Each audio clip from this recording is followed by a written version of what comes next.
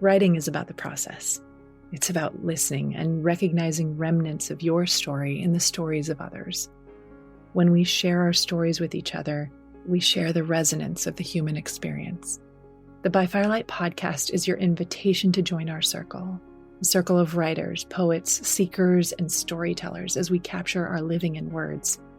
This multifaceted living with joy, grief, love, growth, and loss is shared among us in your legacy, your story. The things you choose to do with your days as they unfold matter here. I'm your host, Betsy Delzer.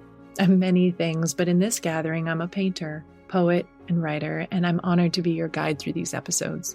Together, we'll find our muses in the rich and heart-expanding conversations with incredible guests, many who are like minds and all outrageously inspiring hearts. When you press play, you're here in the circle to share this space with us. By Firelight. Today we welcome Lodro Rinzler back to the By Firelight podcast. Lodro is a Buddhist teacher and the author of several books, including the international bestseller, The Buddha Walks Into a Bar. He's also the co-founder of Mindful Meditation Studios in New York City. A media-savvy teacher with a robust following across social media and his popular Substack, The Laundry, Lodro speaks directly to a generation grappling with disconnection. Today, we dive into his newest book, soon to be published, You Are Good, You Are Enough. In a world increasingly defined by division, burnout, and a pervasive sense of not enoughness, Lodro offers a timely reminder. You're not broken. You Are Good, You Are Enough draws on decades of practice to help readers silence their inner critics and reconnect with their innate worthiness. Through down-to-earth wisdom, he dismantles the myth that we are fundamentally flawed, guiding readers toward a life of resilience and basic goodness. Well, Lodro Rinzler, welcome back to By Firelight. Hey, thank you for having me. The Firelight is feeling even better the second time.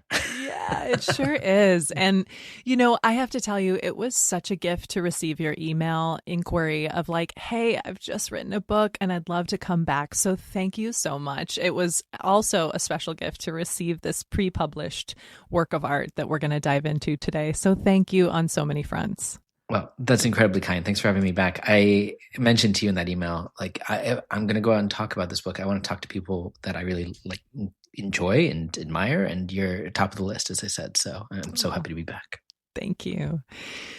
Well, you know, I always start with the same question, and I think, you know, it's okay. We practice things over and over again, but my question is kind of thinking back or forward around your older or younger self. And while we spoke probably a little over a year ago, is there a hat that you'd like to put on to introduce our hour together here in terms of thinking about your older or younger self and what he might share with us today? Yeah, I think, you know, I've gone from this point. My first book came out when I was in my 20s. I'm now 43. So it's been already a pretty long publishing history. I look back at that version and I feel like the older version of myself has things to say to that person a lot. So older in this case. I would go even older now. Yeah. Yeah. What would you say right now? Like, what if you could tap in, what do you think would be a sage piece of wisdom? I had a really interesting moment with my meditation teacher, Gale a while back, where he wanted to check in with students about actually the concept that we are talking about today, a sense of like connection to our true, most authentic state, or what we in Buddhism call the Buddha nature, like a sense of awakened nature. I just remember, I've never shared this with anyone, but I just remember sitting down and he asked the question, you know, do you understand this? And then he stopped and he goes, you understand this. He changed it from a question to a statement. And it was such like a really beautiful moment between us of like, thank you for acknowledging. Like at the end of the day, do I know what's important about the qualities I want to cultivate? That sense of awake, that sense of kindness, that sense of patience, that sense of generosity and love. Yes. Do I sometimes forget about it in the stress of day to day? Yes. And I would look back to my younger self and say that. And I think my older self would say exactly like, you know what's effing important here. Mm-hmm. Spend the time on that. And it's not getting all of the emails answered today. Mm-hmm. It's not that. It's how do I show up for a single one? How do I show up and actually really understand what the person's saying and respond in a way that's actually loving and open and supportive? It's more about how we approached our life and who we want to be as opposed to what we need to get done. I think that's what they would say. As you were speaking about that, I was sort of taking this metaphorical, but maybe it also feels a little literal, like a zipper to my heart space. And I was thinking about just, I mean, we are when at the time that we're recording, it's the end of a busy week. We just connected about that before we hit record. And even the way you phrased that helped me get grounded for the beginning of this conversation around the idea of like slow and steady, and then just the zipping open of heart space to have this conversation, to be fully present with someone I really admire and respect. And if this was all there is, that, right? Like we're in this present moment together and just really being able to open our hearts and relish that. Yes. And I've got a bone to pick with you, Betsy. Oh, yes. What is that? I was at the gym the other week and I was listening to the episode with Elena Brower, who is also a friend. And you two talked about that moment. Speaking of unzipping the heart, this is how I got here. Yeah. That moment when you took your kid to the playground for the last time. Oh. And I just got back from a trip with my toddler. And I was like, hey, do you want to do any of the class? Do you want to be on the beach? Too sandy. Love the toddlers. Too sandy at the beach. Great critique. Do you want to do X, Y, Z? I want to go to the playground. So, like 3 playgrounds in, I'm sort of like, oh gosh, this is the vacation, right? It's like, I got to get on board. I got to like mentally be like, okay, this is like, that's fine. But there was some part in the back of my brain that's like, I would like to see something other than playgrounds. And to hear the two of you talk about the last time you took the kid to the, I was like, I am taking my kid right now. I'm going to be present for every minute. I'm like, I've got tears on the treadmill. I'm like, God damn it, Betsy. I'm the person crying at the gym. Yeah. Oh, good. No, that's me. I love that. I just had never thought about it before. And, it's these moments where we connect that true, like open, awake heart nature that really do make a difference in our lives. So thank you for that. 1,000%. And that's one of the things that happens, I think, as we age and then as our children age, is that there are all these surprises embedded along the way. And one of the things I think Elena and I talked about, or at least that I was thinking about with that, is, there really, unless you overhear a conversation like that, there really isn't the preparation sometimes, right? None of it. And I remember when my children were little, I would do a lot of, I used to call it momatation, where I would just sit and watch them sleep. And it was something about, it just a few minutes, but just sitting and beholding like the rest and the calm and like all the whatever kidness, the lifiness that had happened that day had like settled, and they were relaxed and often very angelic looking, right? Yeah. But I actually I have photographs of them sleeping throughout. And, they could be like, Mom, that's like, as a teenager, they're like, oh, that's so ick. That's so cringe. But it is something that I just like wrap up as a gift. And you don't know until it's gone. Now it would be really weird for me to walk into their bedroom and photograph them while they're sleeping. But when they're little, they're like little mementos that I hold on to. And there's so many of those moments, and you don't know until it's gone. So yeah. Oh, I love that. Well, you have written this incredible book, You Are Good, You Are Enough. Can we just start with the title? Can we start with that? Yeah. Do you like it? I'm still, I'm like always going to be 100% honest with you. You are good, you are enough. I think it's good. I like the book. I like what is the words that have been written into this book. I will stand behind them 100%. Think it's the best book I've done, just because it's like my own practice and understanding of these things has evolved over the years. You Are Good, You Are Enough as a title, almost too self-helpy for me. Interesting. Yeah. What made you land on it?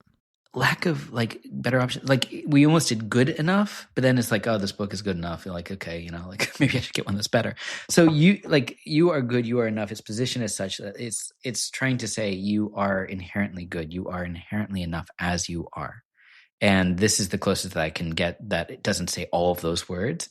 So it's sort of like shorthand for you are, and this isn't just like a Buddhist thing. This is just like a thing we can discover through practices like meditation. You are inherently okay, good, enough, whole, complete as you are. Period, full stop. Despite what society has said about you or people that look like you or act like you, but despite whatever your religious upbringing might have said that said, no, you're wrong or bad, despite what stories you may be carrying from school or your family, those are just stories. That's the overall like layer on top of something that at the core is good. And that means that we are enough, that we have enough, I think so many of us come from that poverty mentality of like, I don't have enough. I'm not enough. I'm not going to be able to do anything. It's the opposite. When we get out of our own way long enough, we can start to tap into that and develop a relationship to the sense of inherent basic goodness. Mm-hmm. And from there, that shift in view just changes everything. So, if I had 6 words, I feel like, okay, these are good 6 words, as opposed to the 100 that I just threw at you. Yes. I was curious about the title because I read it a couple of different ways at first. And then when I parsed it out like that, you are good, you are enough, it made perfect sense, especially as I was starting to read it. I think good enough, you made the right call there because, thank you. Right? Like good enough, I could see, like it sort of feels like, yeah, it's good enough. And that's not what you're trying to say, right? Like, so right. They're just these like connections and correlations that we have to words. But I was curious because I love the way it's formatted on the cover, just even the simplicity of it. And I love these like the small little blurbs that like kind of weave their way into the words, which is free yourself from the trap of doubt and return to basic goodness.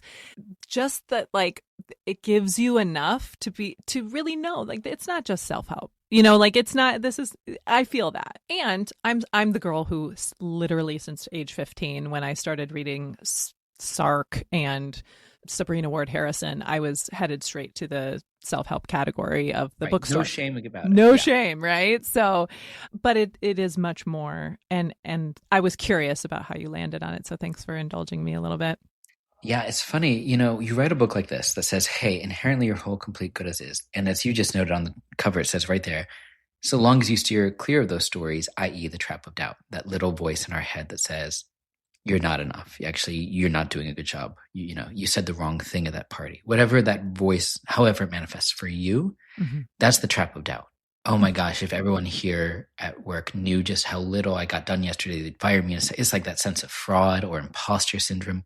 However we want to talk about it, and we talk about it all the time, it's a really big issue. So it could have been the inverse. Like instead of saying, hey, you're good, that's the real message, and you're basically good. It could also be like, free yourself from this thing because it's fucking you up. Can I say fuck here? Yes, you sure can.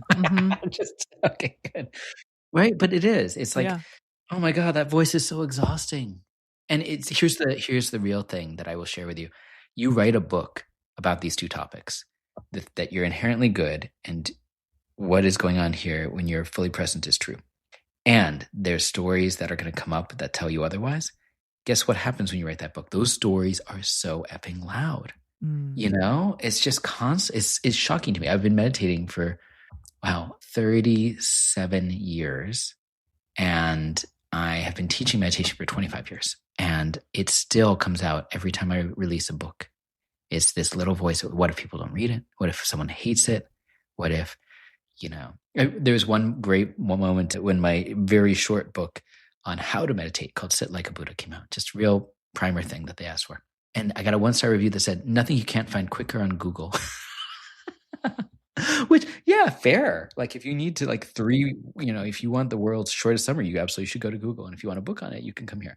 But like, it is one of those things of like, oh, even if those sorts of things happen, it's not the end of the world. But that voice is so rampant for all of us anytime we try and put ourselves out there. So it's interesting to see it come up for me now, even as as this is the 8th book. Yeah. Yeah, it is interesting. When just engaging with the seat at the table, I like to say, of that visitor of self-doubt, like, do you just kind of have a practice of noticing like, oh, do you have a name for him? Do you, is your critic somebody that you are like, you know what? Yep, this is to be expected, even with my 8th book. Like, how do you talk back to it? Yeah, it's a great question. And 2 things came to mind. One is a wonderful friend, a mentor, Sharon Salzberg, who also offered very generous words for this book.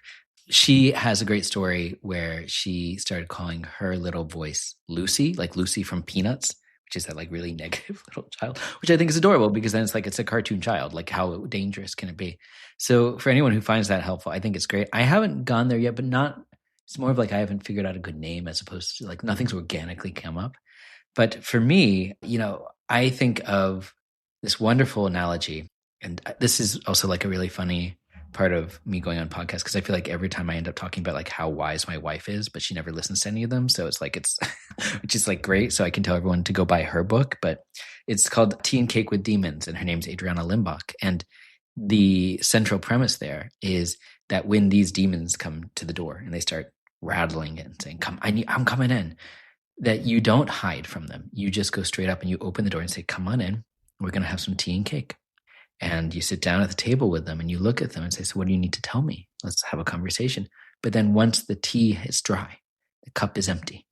"Okay, thank you for coming. You can go now." Right? It has that quality of like, I'm going to look at you. I'm going to see you. I'm not going to ignore it, but I'm not going to let you take over the house either. You don't live here now. And in my mind, the distinction comes up of the difference between like, okay, I can't help but maybe doubt will come along for the ride as I do like book promotion, but I can say you don't get to drive. And that's the distinction of like, I'm not going to buy in wholesale to the voice. And that's, you bring a meditation teacher on, everything looks like meditation advice, right? So it's the old hammer and nail analogy, but that's where meditation is really helpful. It helps us acknowledge, oh, I'm telling myself that story again. I can acknowledge it. I come back to what's happening right now. And the more we do that over and over again in meditation, even if it's something as simple as the breath, oh, I notice I'm doing it again, come back to the breath, the more we're able to do it as part of our everyday life. And that's where it gets really handy. Mm. And then you pair a meditation teacher with a yoga teacher and everything comes in. Because I'm thinking about our absolute practice of non-grasping on the mat, right? Because there are times when I come to the mat, I'm disheveled, I'm exhausted.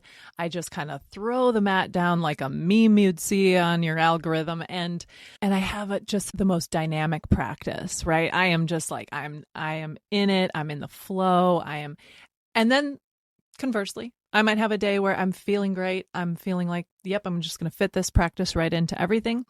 And I'm wobbling all over the place, falling out left and right, right? And you really have to hold it so loosely. It's like the open hands of the practice itself and being able to like let it go. But that the practice of the physical, of the embodiment of moving meditation helps me then when it's just me and my mind or me and my breath, Yes, that's it. There is always going to be time for formal meditation practice, formal yoga practice.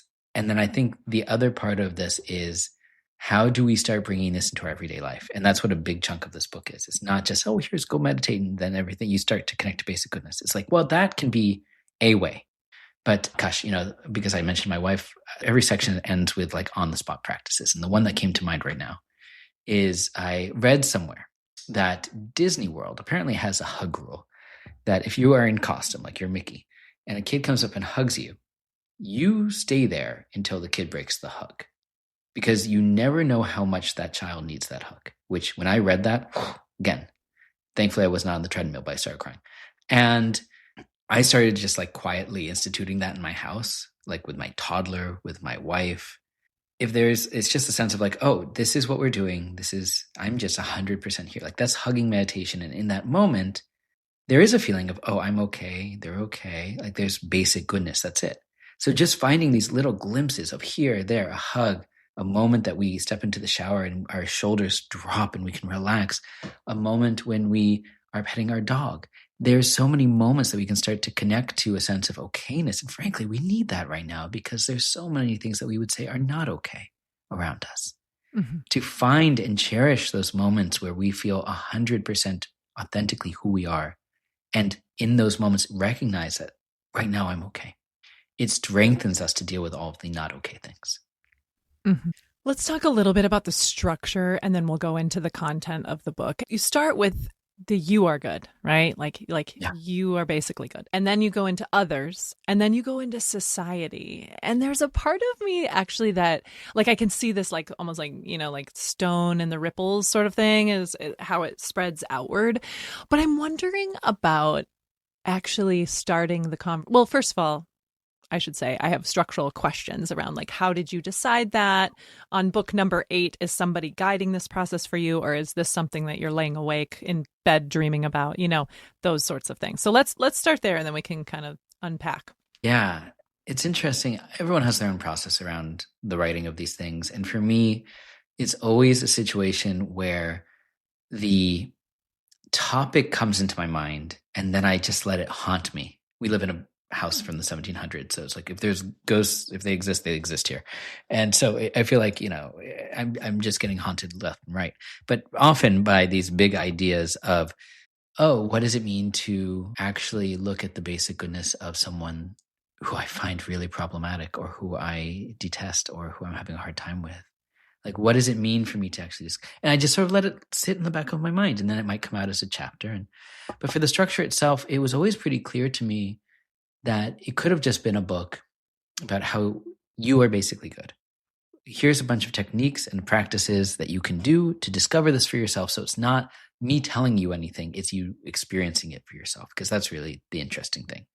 But I think in today's world, it had to be more. It couldn't stop there. It also had to be that second part, which is there are people out there that I like, and I can recognize that they're basically good. I mentioned my daughter, my wife, etc. There's also people I don't like. There are people who I think are creating trouble for other people. And that is really hard to wrap my mind around, the idea that they are basically good and they're acting in ways that are really confused. I was talking to another dad recently, and I was like, how do you talk about our situation right now in the world? Because he's got older kids. And I was like, my kid's, barely starting to understand that maybe something's going on in the world, and probably understands more than I think. And he said, I try to stay clear of the terms like bad, like this politician is bad, because it is really way too easy for us in today's world to fall into I'm good, you're bad.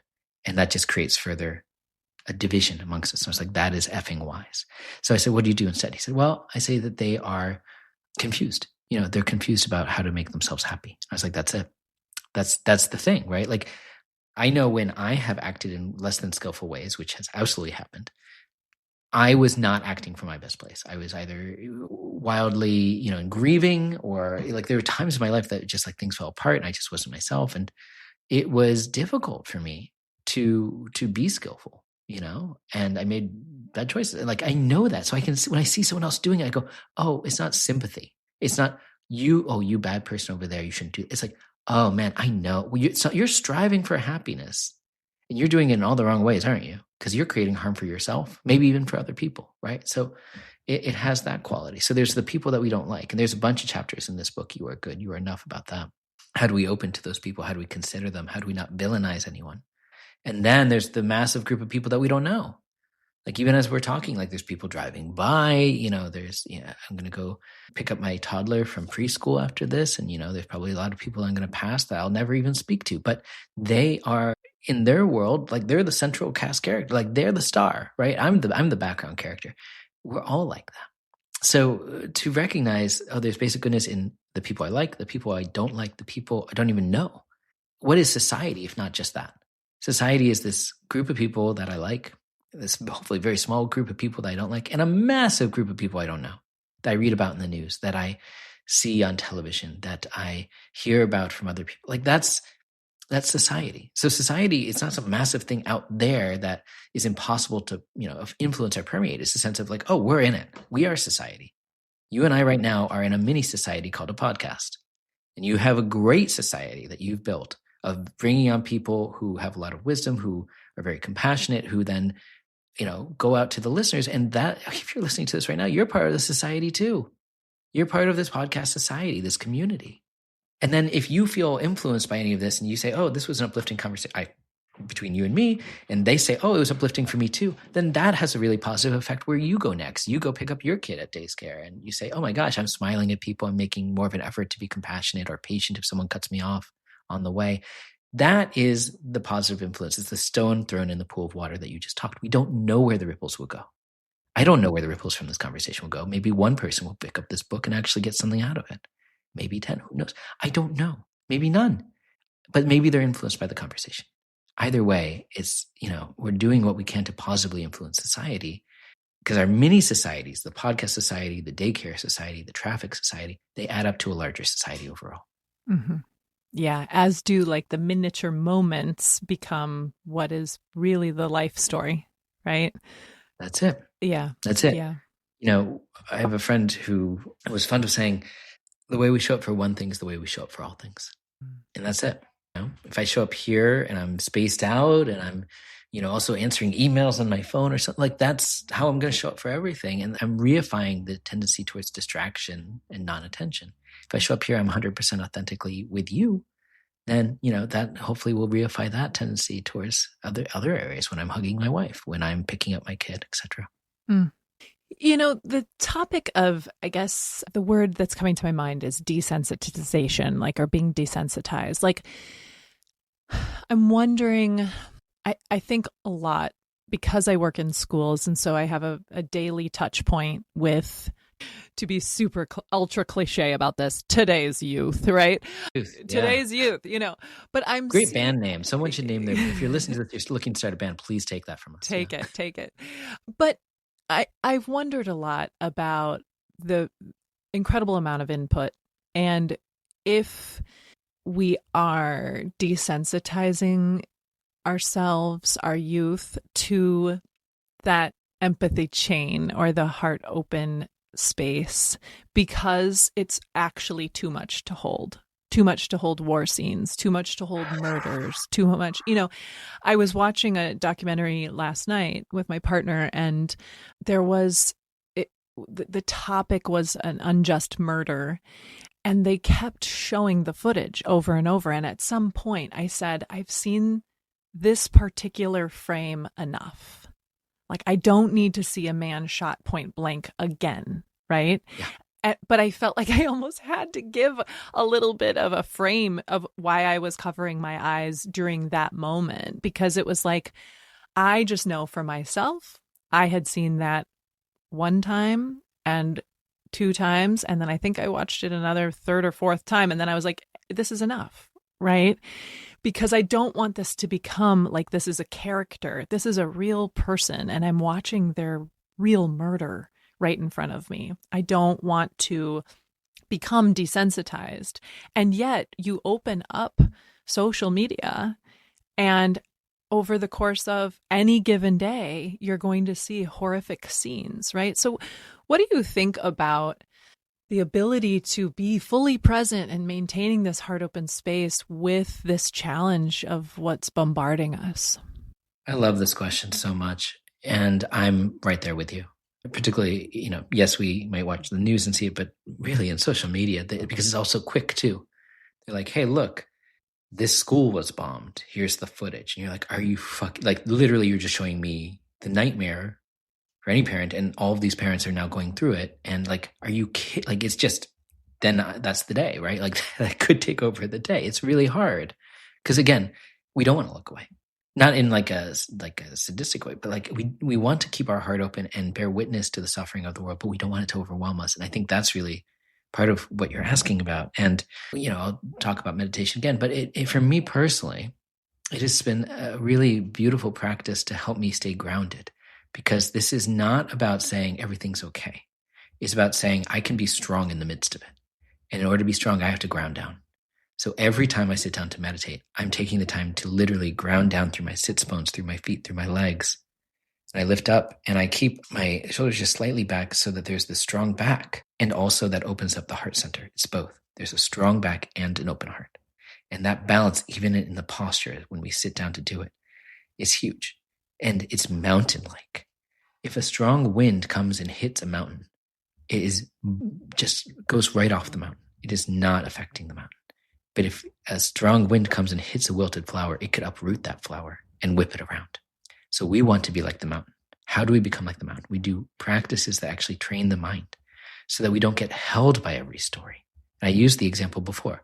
A particular story comes up. I acknowledge it. I come back to the breath. I do that again and again. What I'm doing there is I'm creating new neural pathways that allow me to actually, in the rest of my waking hours, acknowledge, I can bear witness to this. I can be here for it. And when the story is done, I can come back to what else is happening now, as opposed to being held there. Because it is hard. We need this training because from an evolutionary point of view, when we see that footage, or to really go to a very other extreme, when we get an angry email from our boss, it cannot distinguish from an evolutionary point of view between that and there's a saber-toothed tiger about to jump on me. Like we just haven't developed beyond that. So it has that same like, oh my God, fight, flight, freeze response mode just comes up. And it, at times, if it's an email that's amorphous from your boss, it feels illogical. You don't even know why you feel so triggered by it. You keep reading it and trying to read nuance into it. Of course, they just want to catch up because you hadn't talked in a while. You know, like when you actually get there, it's not never, but like very rarely is it as bad as you thought. But you kept going back and over again because of that initial response, which is very normal and human, baked into us. You then spiral into the stories around it. So meditation helps us say, I can acknowledge the stories and come back to what's happening right now. Oh, they want to meet with me. Okay, I will reply, yes, here's when I'm available, and I'm done, as opposed to continuing to spiral. We will get triggered. We will get triggered by that email. We'll get triggered on social media. We'll be triggered anytime we open the news. It's going to happen. Like this, I would love for us to live in a world where all of a sudden we're like, hey, guess what, gang? Like we just, only good news now. We hit it. Congratulations, you know. But that's not what is going to happen, unfortunately, at least in this lifetime, as far as I can see. So if I'm going to be in a world that is going to have a lot of aggression and a lot of violence and a lot of scary stuff, I need to get stronger. I need to work with my mind so that I'm not held in that state. And I think, again, this is where meditation and some of these other techniques that are introduced in the book could be very helpful for people. Mm-hmm. Mm-hmm. Yeah, as you were speaking, I was thinking about a slightly neutral example. When I was in my early 20s, I had a really, really terrible flight experience that really tipped me into a state of being afraid to fly. And it prevented me at times from taking trips. And then, you know, I eventually ended up in flight phobia therapy. And I'm in my early 20s. I'd spent my entire life, because I had grown up overseas, I had spent a lot of time in the air. And then all of a sudden to have this tremendous fear. Once I went through the therapy, I could identify, I used cognitive behavioral therapy and then a mindfulness aspect to it to really start to understand the wiring of my thoughts in this process. But it was interesting. So that came to some sort of resolve. I mean, really, it was like enough practice of understanding what made me uncomfortable and what I didn't like about the sound of the wheels or the jostling of the turbulence and really kind of understanding that. But then, you know, then it was a series of good experiences in the air that helped, right? And then now, fast forward 20 years later, recently I was on a flight that took me from the middle of America to the west edge. And so you pass a lot of mountains in that flight path. And there were plenty of opportunities, let's just say, to practice, right? And what I noticed was, and I just think that this example could be utilized in many other domains, which is why I bring it up. But that is, you know, I'm flying and all of a sudden the light goes on for the seatbelts and, you know, the captain's voice comes on and we're experiencing a little unexpected turbulence, return to your seats, you know, the things that used to trigger me, right? I can now, after years of a meditation practice and then also this combined therapy and years of slightly better experiences in the air, I can now say this is going to be uncomfortable. This is, I don't like the feeling of jostling around in a tin can up in the air. I don't like the feeling. So I know that I'm about to enter. And so what can I do? Breathe. I know that at least, even if my mind is taking me away in some direction of how uncomfortable it is or how fearful I might be, I can start to settle my body through the vehicle of my breath. Right. And so I start to breathe. But one thing that I noticed on this particular trip was the space between the turbulence and the savoring of the space of smooth air. So it was one thing for me to I was counting my breath and I was counting like on my fingers, the kind of the way we teach children in schools actually of how to breathe. And I knew that was going to help me regulate. And lo and behold, according to my biofeedback, it sure did. Right.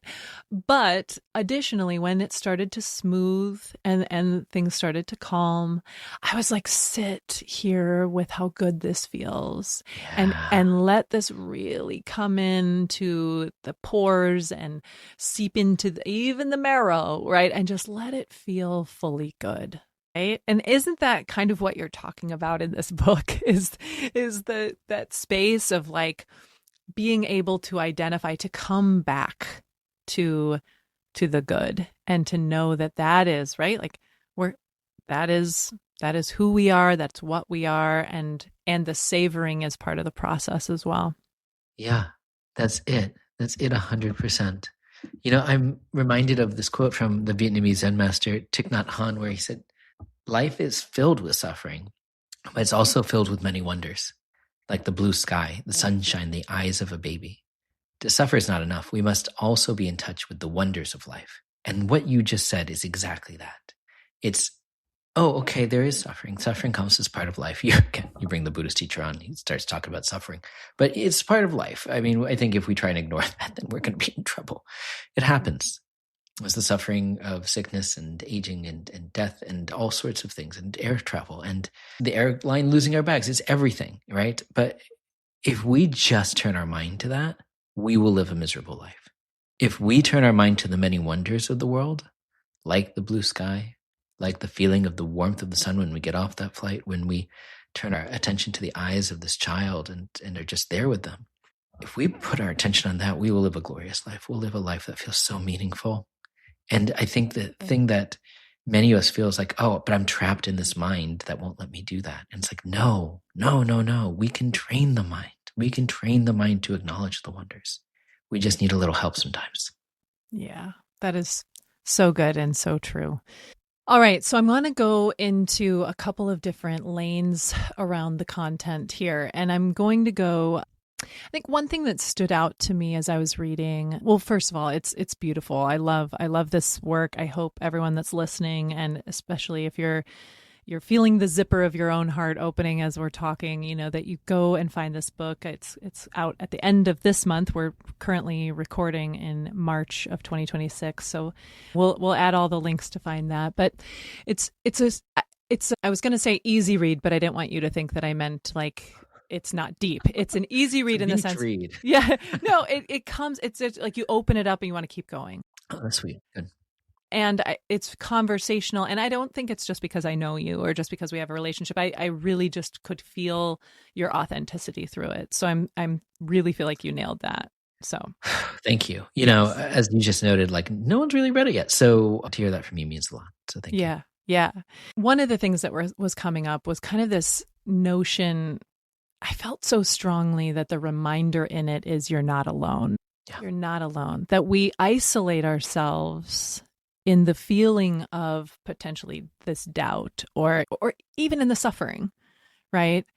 And that the great misunderstanding is that we're lonely in that experience and isolated in that experience. And that the reality is we're all walking around beautiful, spirits trapped and contained in these vessels of all sorts. And there's so much more in common that we have because of what you speak of with the golden Buddha inside, right? Yeah. Let me just address that because I feel like it is an analogy that people are not necessarily familiar with. There was an actual golden Buddha that happened. There was a statue. It's a story from Thailand. I guess in the mid-20th century, these monastics were moving this very large clay Buddha statue.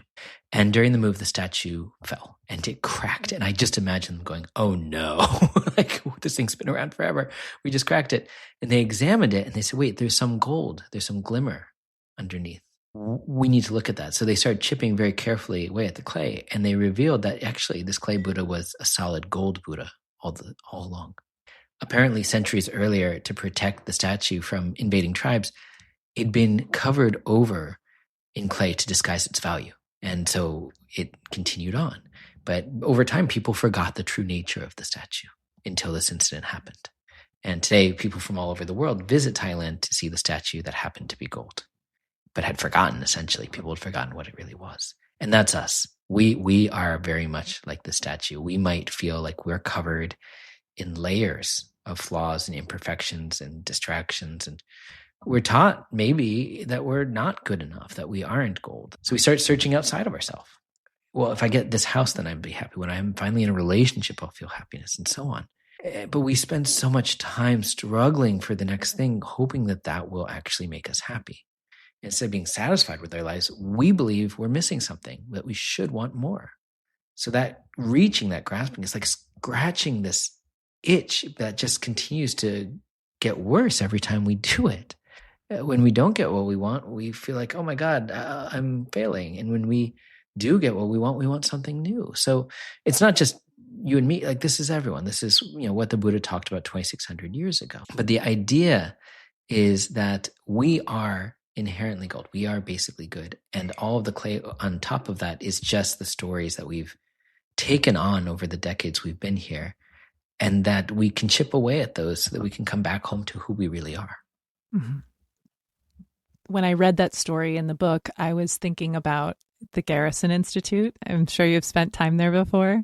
And I was teaching yoga in kind of the main area of the Institute it was a culture of mindfulness in the workplace retreat is what it was, put on by like Mindful Life or something like that. And at one point, right as we were preparing and I was kind of getting the space, somebody said, "Hey, come here, Betsy. Like, oh, come over here real quick." And it was one of the organizers, and she moved the giant curtain, right? And have you ever seen it?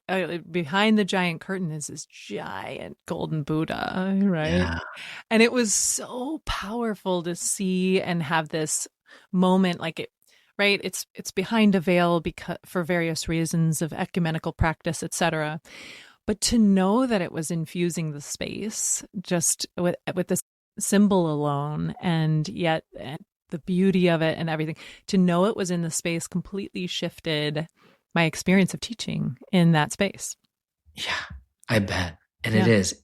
We talked about this, like throwing the stone in the pool and we don't know where the ripples will go. There's often stones being thrown without us knowing, and it's just influencing us in positive or negative ways, right? Like we're driving in traffic and everyone's honking our horns. We're not honking our horns, but we're affected, right? It can go both ways. But if we are, and this is one of those like, when we're surrounded by, the top 5 people in our life, we're sort of in conglomeration of their influence. It has that quality of like when we spend time with friends that make us feel uplifted, we end up bringing that energy into the world around us. We're always doing this. We always can positively impact society, but it does come from us letting go of some of those stories, letting go of some of that clay in order to let that golden Buddha shine. Yeah, sure does. So I want to go a little bit deeper, and I'm going to put myself in a vulnerable space with this share or question. And that is, we talked a little bit about this the first time you visited the podcast around, your upbringing and my upbringing are vastly different. And as I was reading the book, one of the things that was coming up, of course, right? We read something, we're relating it to ourselves, we're seeing ourselves through the story, and there's a little bit of a mirror in moments that you share. I was thinking about how you think or frame, there's so many words I could choose right now. I want to say quandary, I want to say heartache, around, we live in a country where I will say like predominantly like Western Christianity might be something that is, widely accepted and or practiced. And some of the tenets of that teaching is that you are inherently broken, that you're broken and you are in need of salvation, and that you are, you're born into sin, and therefore that is your natural tendency. And it is when you find the truth, capital T, that then you are redeemed through that. And there begins the story of wholeness. Okay. Now, if I were to take everything that I just said, my Christian family members and or friends would be like, yep, nailed the gospel on the head, Sure. And I mean, I just doubt that they would disagree with what I just said. I think that is literally it's a view. Yeah. It's a common view. Yeah. Right after I left the dwelling that I was raised in, I began the process of deconstructing and dismantling. And I would say my journey, Lodro, was in the cracking of the clay and trying to see what was underneath and trying to reform that belief. Because when you are indoctrinated with this inherent evil, there's a battle that you're always fighting. And so I'm curious about, as you were writing or as you're practicing in the world or as just moving throughout existence, how you think about that as a predominant theme in some cultural and belief systems, that now people don't believe that we're inherently good, or they aren't told that. It is. It's shocking for many people, actually. You used sort of the particular frame of Christianity that you mentioned. I was just thinking of a friend who was attending a talk who is queer, and they just inherited a lot of stories growing up about that not being okay, that something was broken in them that made them like boys, instead of girls. And to hear the talk on basic goodness that I was offering, just around like, hey, what if we adopted this point of view? Like, what if we looked at it from this perspective, that we're inherently whole and sometimes things go wrong, where there's mistakes that happen and so on. Changed it. I mean, I'm sorry to be so highfalutin, but like, like he was like, that changed my life. That was a pivotal moment for me as a human to realize, oh, those stories were not real. They were other people's fabrications. It was their confusion acting up that I then took on as if it was real. And that's huge. Again, we're talking about such a subtle shift in perspective. It's not, here's the 25 things you need to do every day to be healthy. It's not that. It's, can we start to grapple with the notion that we're inherently okay as we are, no matter our background, and then come at life from that perspective, as opposed to I'm broken, or I have original sin, or whatever it is that makes me feel like I'm always going to be struggling to do more, create more, and try and prove myself. That's not just, a religious thing. It's also a capitalistic thing. Like, we live in a capitalist society that thrives off of us not feeling good. So if someone doesn't like the way they look, they can go buy this product, a makeup, surgery, whatever, and they can change a little bit of how that looks. But why stop there? Let's keep going and keep offering more and more products to make you feel like, well, someday you can look like the way you want. I mean, you name it, fitness industries, all of these things. It's sort of like, it's very rare, I'll say, that these industries come at it from the perspective of, you are inherently whole. Would you like something to remind you of that? So it's the water we swim in. And that's why this is important, that we have these conversations, because I think we need to acknowledge, the water we swim in, whether it's from a religious background or a capitalistic background or whatever, is saying you're not enough, you're not okay. And it's a really horrible lens to view our life through. And the thing is, we don't have to do that. We can put that lens down and pick up some new glasses. Yeah.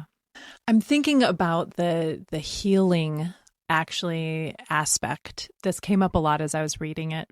The healing necessary, like, to believe for any number of years or a period of time that you're broken, and then to begin to engage that.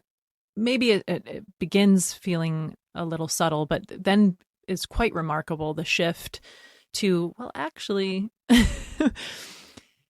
is it possible that I'm not broken, that I am good inherently, and I'm returning to that wholeness? I want, for the listener, and also just acknowledging my own experience, there is some healing that is necessary. And I think this is where in the book, you have sprinkled throughout these practices that are just a gorgeous addendum in addition to deepening the understanding of the content.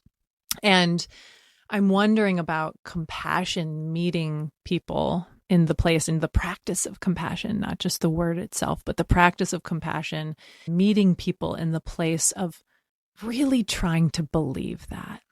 So I wonder what you could say a little bit about, like, let's just imagine that this is hard, that somebody's reading this and is like, well, this is nice for this guy who's grown up and, lived his whole life as a Buddhist and Buddhist teacher. But, I have XYZ number of traumas in my past or stories in my past. And how do we meet ourselves with compassion in that process? Beautiful question.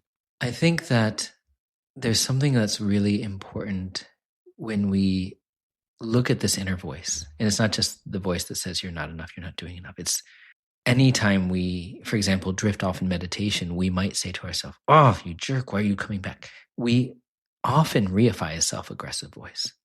So compassion here is just softening. Can I actually learn to be gentle to myself? Can I learn to be kind to myself? One technique that I offer in this book that I'll share here as well, the classic mindfulness meditation is that we would say, thinking every time we drift off in meditation, thinking very gently, and then we come back to the breath. I recommend to some people who struggle with this to just say, I love you. To just in that moment of like, oh my God, I'm getting this wrong. I can't even meditate. I love you. And then we come back to the breath. I love you. Oh my gosh, I messed up that thing at work. I got to get off the cushion. I love you. And then we come back. It's actually a game changer in my experience personally, to continue to acknowledge that no matter what comes up, we are worthy of love. We are worthy of compassion. We are worthy of kindness.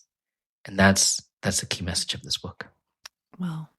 That's beautiful. Thank you so much for just walking us through this, for producing, creating, putting this out into the world. I'm so grateful for it. And I'm curious if there's anything else that, just in closing, of course, we'll give all the ways that people can find you after this and find this incredible work. But if there's a hope when this lands, we talked in our first episode about me holding Love Hurts in my hands at a time when love was really hurting, right? So if someone's holding You Are Good, You Are Enough, and you are just in a moment sitting with them and your voice could say something, what would you want to say?